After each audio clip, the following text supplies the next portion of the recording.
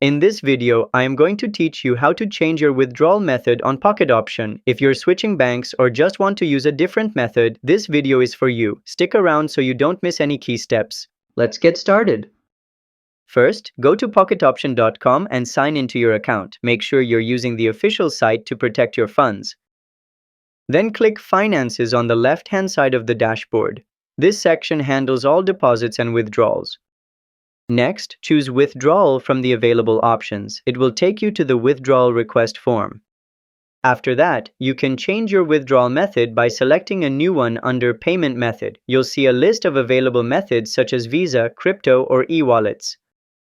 If everything else looks good, click Continue and follow the on-screen prompts to complete the process. Pocket Option may ask you to verify your identity or confirm the method. And that's how you change your withdrawal method on Pocket Option. If this video helped, be sure to give it a like and subscribe to How to Tutor for more quick guides. See you next time!